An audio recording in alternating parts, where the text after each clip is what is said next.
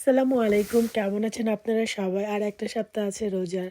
আর এই বছরের পুরো রোজাটায় আমি ইফতারিতে যেই জিনিসটা বেশি খাইছি সেটা হচ্ছে এই ড্রিঙ্কসটা। এটা হচ্ছে সাবুদানা ড্রিঙ্কস এবং বা ট্রপিয়াকা সিড ড্রিঙ্কস এবং এটার মধ্যে একেক সময় আমি একেকভাবে বানাইছি। যেমন ওটা ছিল শুধু কোকোনাটস দিয়ে। এটা হচ্ছে ম্যাঙ্গো ফ্লেভার। বাট সবগুলোর মধ্যেই হচ্ছে আমি জ্যালো ব্যবহার করছি, হালাল জ্যালো। কারণ আমার কাছে জ্যালোটা বাচ্চাদের মতো আমি অনেক পছন্দ করি। এটা ছিল লাস্টের ৩ দিন আগে এটা করা। এটা ছিল মানে ম্যাঙ্গো ফ্লেভার এবং ম্যাঙ্গো জ্যালো দিয়েছিলাম, এর জন্য এটার কালারটা একটু পিঙ্কিশ কালার হয়েছে। তো তিনদিনেই ৩ ধরনের হয়েছে, বাট একই সেম ইনগ্রেডিয়েন্টস বাট একটু ডিফারেন্ট।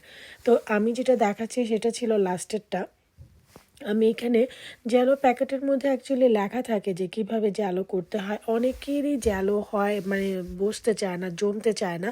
সেক্ষেত্রে যদি পানিটা একটু মানে একটু কম ব্যবহার করলে কিন্তু জ্যালোটা সুন্দর জমে। আর প্যাকেটের পিছনে কিন্তু লেখা থাকে যে কীভাবে জ্যালোটা গরম করতে হবে। তো আমি এখানে যেমন লেখা ছিল ২ কাপ পানি, সো আমি ২ কাপ পানি দিছি এবং আমি পানিটা একটু গরম হওয়ার পরে জেলোর প্যাকেটটা দিয়ে জেলোটাকে প্রথম হচ্ছে ভালো করে নেড়ে নিচ্ছি। তারপর এটাকে বলক আসা পর্যন্ত অপেক্ষা করে আমি আরও কিছুক্ষণ প্রায় ৫-৬ মিনিট বেশি এটাকে জাল দিছি। তারপরে এই তো যে কোনো একটা প্লাস্টিক বা কাচের যে কোনো একটা বাটির মধ্যে এটাকে ঢেলে রাখলে, এটাকে ফ্রিজে রাখতে হয় না, নর্মাল টেবিলে রাইখা দিলেই সুন্দর জমে যায়। আমি এখন পর্যন্ত ফ্রিজে রাখি নাই, আমি নর্মাল রাইখা দিলে আমারটা সুন্দর জমে যায়। তো আমি এখানে ২টা ফ্লেভার নিয়েছিলাম। যে কোনো ফ্লেভার দিলে হয়, যেমন আমি এই প্রথম দিন যেটা বানিয়েছিলাম সেটার মধ্যে অন্য ফ্লেভার বানানা লেমন ফ্লেভার ইউজ করেছিলাম। তারপরের দিনেরটার মধ্যে অন্য ফ্লেভার ইউজ করেছিলাম। যেমন আজকে ৩টা জ্যালো দিব। একটা রেডিমেড জ্যালো আমি কিনে আনছিলাম, সেটা ব্যবহার করব এবং আমি বাসায় ২টা জ্যালো বানিয়েছি। এটা অ্যাকচুয়ালি নিজের পছন্দ মতো যে জ্যালো পছন্দ করে যেই ফ্লেভার। আর যেটা টপিকা সিড, যেটা হচ্ছে সাবুদানা। আমি এখানে বড় বড় যে দানাটা সেটা নিছি এবং এটা ছোট ছোট দানাও পাওয়া যায়, বড় বড় দানাও পাওয়া যায়। অনেকে অ্যাকচুয়ালি সাবুদানার পায়েস রান্না করে। আমি এখন পর্যন্ত খাইও নাই, রান্নাও করিনি, বাট আমি দেখছি অনেকে রান্না করতে। এটা অ্যাকচুয়ালি জাল দেওয়া খুবই সহজ। এটাকে অনবরত নাড়তে হবে পানির মধ্যে দিয়ে, গরম পানির মধ্যে দিয়ে। পরে ১০ মিনিট পরে এটাকে ঢেকে দিলে প্রায় আরও ১০ মিনিট ঢেকে রাখলে সুন্দর এটা সেদ্ধ হয়ে যায়। এতে এটা সেদ্ধ হয়ে গেছে এবং সেদ্ধ হয়ে গেলে যেহেতু আমরা এটা দিয়ে একটা ড্রিঙ্কস বানাবো, এই জন্য আমি এটাকে ছেঁকে নিচ্ছি ঠান্ডা পানির মধ্যে। আর যারা হচ্ছে এই পায়েস তৈরি করে তারা কী করে, এটার মধ্যে দুধ দিয়ে এটাকে পায়েস তৈরি করে দেয়, চিনি টিনি দিয়ে, নারিকেল দিয়ে। আমি এখন পর্যন্ত করি নাই পায়েস রান্না, বাট আমার কাছে এই সাবুদানাটা অনেক পছন্দ, মানে আমি অনেক পছন্দ করি এই ড্রিঙ্কসটা। তো এখন আমি এটাকে ঠান্ডা পানি দিয়ে ভালো করে এটাকে ওয়াশ করে নিচ্ছি, কারণ এটার মধ্যে একটু স্লিপারি একটা পিছলা একটা টাইপ কেমন জানি থাকে। তো এটাকে আমি ভালো করে ঠান্ডা পানি দিয়ে এটাকে ওয়াশ করে নিচ্ছি এবং এটাকে আমি এখন পানি ঝরায় তারপর আমাদের এই ড্রিঙ্কসটা বানানোর বাকি যে কাজগুলো সেটা আমি করব।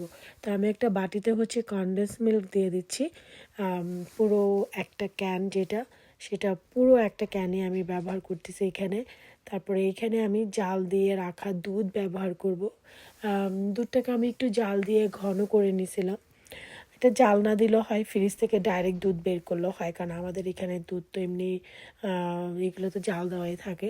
সো আমি তারপর এটাকে একটু জাল দিয়ে একটু ঘন করে নিয়েছিলাম, কারণ আমি এটা বানালে প্রায় ৩-৪ দিন ৫ দিন এটা আমিই খাই, এটা কেউ খায় না।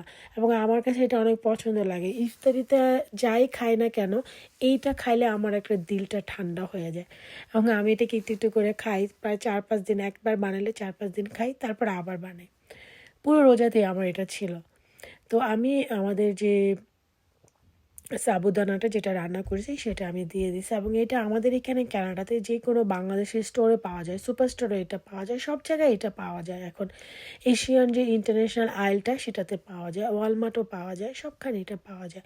তো আমি এটাকে দিয়ে এটাকে ভালো করে মিক্স করে নিচ্ছি। তো আজকে আমি যেমন ম্যাঙ্গো ফ্লেভার দিব, সব কিছু হচ্ছে ম্যাঙ্গোরই করব। আর দেখো আমার জ্যালো ২টা কি সুন্দর জমে গেছে। আমি কিন্তু এখন পর্যন্ত এটা ফ্রিজে রাখিনি, কারণ আমি এই ড্রিঙ্কসটা বানায়া আমি এটাকে হচ্ছে ফ্রিজে রাইখা দিব।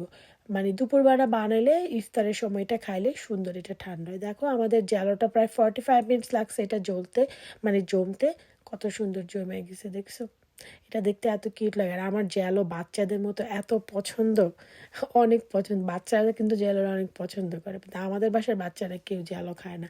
আমি আমগো বাড়ির মধ্যে সবচেয়ে বড় বাচ্চা, কারণ আমার কাছে জ্যালো অনেক পছন্দ।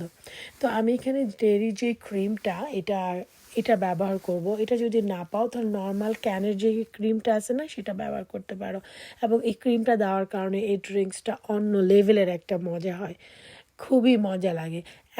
এত বেশি মিষ্টি না, আর জেলোর একটা কম্বিনেশন আছে। তারপর আমি এখানে ক্যানের যে নারিকেল পাওয়া যায়, নারিকেল জালোগুলো, সেটা দিয়ে দিছি।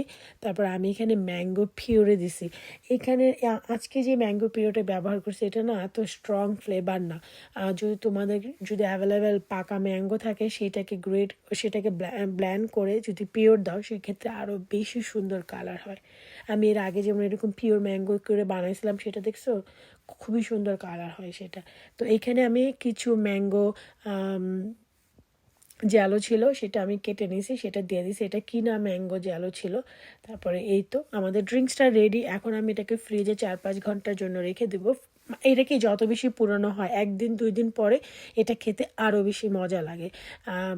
মানে জলদি জলদি খাইলে এটা মজা লাগে না, মানে এখন বানালে এখন খাইলে এটা মজা লাগে। এটা বানায় ফ্রিজে রেখে দিলে ঠান্ডা চিল চিল খাইতে খুবই মজা, মানে দিলটা ঠান্ডা হয়ে যায় ইফতারিতে এটা খাইলে।